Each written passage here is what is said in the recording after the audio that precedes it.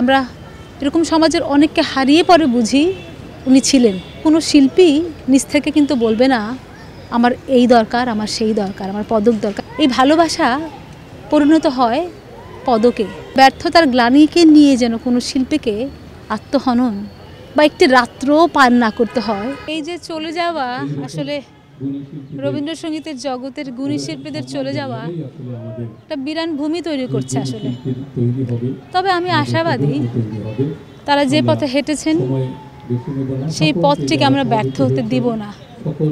আমরা তো রয়েছি এবং আমরা আবার তৈরি করছি। যে সাহস, যে দূরদর্শিতা নিয়ে সেই সময় রবীন্দ্রনাথের গানকে ঘরে ঘরে পৌঁছে দেবার ব্রত হয়েছিলেন তাদের সেই চেষ্টাকে আমরা ধরে রাখব। কারণ রবীন্দ্রনাথ আমাদের মনে শান্তির বার্তা দেয়। যুগে যুগে আমাদের জীবনে অশান্তি আসবে, দুর্জয় আসবে, দুর্যোগ আসবে, কিন্তু তাকে জয় করে আবার শান্তির বার্তা যিনি, শান্তির পরশ যিনি বুলিয়ে দেবেন, তা রবীন্দ্রনাথের গান। সুতরাং সেই দাবি থেকেই রবীন্দ্রনাথ টিকে থাকবে, সেই দাবি থেকেই পাপিয়া সরোয়ার, সাদিম মোহাম্মদ স্যার, মিতা হক তারা আমাদের হৃদয়ে থাকবেন।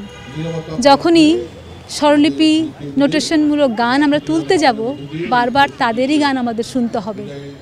অনেকে আসবে যাবে, কিন্তু এই যে তিনটি নাম, তাদের আমরা গায়কির কারণে, তাদের ব্যতিক্রমী ধারার গায়কি, ভাবনা, তাদের রবীন্দ্রনাথকে লালন করার যে এক দিক, সেই দিকটি আমাদের মোহিত করবে এবং আমরা সেই পথে চলব।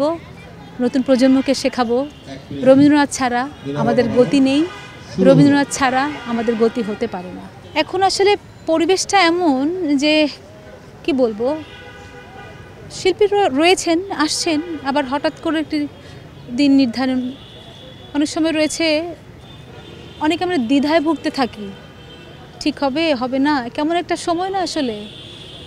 কিন্তু আমার মনে হয় কি জানেন, এই সময়টা অত্যন্ত প্রাসঙ্গিক একটি সময়, সব কিছু বদলাবার। এই যে আজকের এই আয়োজনটি কিন্তু আমাদের সংস্কৃতি মন্ত্রণালয় কিন্তু সহযোগিতা করেছে, সাথে করেছে চ্যানেল আই। তার মানে কি আমরা সুসময়ে হাঁটছি, সেই সময়টিকে বিশ্বাস করতে হবে, বিশ্বাস করে পথ চলতে হবে। এইটুকু শুধু আমি বলতে চাই, কিছু হারায়নি। নতুন করে গড়তে গেলে পুরানো থেকে ভাঙতে হয়। সেই পুরনোকে ভেঙে যদি নতুনের বার্তা যদি শুভ সূচনা দেয়, সেখানে আমরা বিশ্বাস রাখি, সেই পথে হাঁটতে শুরু করি। এর জন্য বলবো গানটির চর্চা, রবীন্দ্রনাথের গানের চর্চা আরও অনেক অনেকভাবে করতে হবে, বাড়াতে হবে। শুধু আমাদের কৃতজ্ঞতাবশত এই যে শিল্পীগুলো যারা তারা সারাটা জীবন ধরে রবীন্দ্রনাথের গান করেছেন, তাদের প্রতি আমার দায়বদ্ধতা থেকেই রবীন্দ্রনাথের গান চর্চা করতে হবে। আর নিজের পরিবারের শান্তির কথা কি বলবো, রবীন্দ্রনাথ ছাড়া আমাদের কোনো গতি নেই। হৃদয়ে, সমাজে, দেশে শান্তি বিরাজের জন্য সেটা আসলে আমাদের দৈনতা। আমি বলবো যে শুধু সাদিম মোহাম্মদ স্যার নয়, আমরা এরকম সমাজের অনেককে হারিয়ে পরে বুঝি উনি ছিলেন। কিন্তু কোনো শিল্পী নিজ থেকে কিন্তু বলবে না আমার এই দরকার, আমার সেই দরকার, আমার পদক দরকার। কারণ আমরা ভালোবাসা পাই, একেবারে আমাদের প্রাপ্তির ঝুলিটা ভরে থাকে মানুষের ভালোবাসা। কিন্তু একসময় গিয়ে এই ভালোবাসা পরিণত হয় পদকে। যদি রীতি না থাকতো যে পদক দিতে হবে বা কাউকে দেই, তাহলে কিন্তু পদকের প্রশ্ন আসে না। কিন্তু যখন আসেই, তখন যেন সেই যোগ্য ব্যক্তিটিকে খুঁজেই আমরা পদকটি দেই। তা না হলে মনে হয় যেন আমার সকল জীবনের সকল কর্ম বুঝে ব্যর্থ। সেই ব্যর্থতার গ্লানিকে নিয়ে যেন কোনো শিল্পীকে আত্মহনন বা একটি রাত্রও পার না করতে হয়, এই সরকারের কাছে আমার সেই দাবি থাকবে, অনুরোধ থাকবে যেন আমরা প্রকৃত গুণী শিল্পীকে খুঁজে বের করি।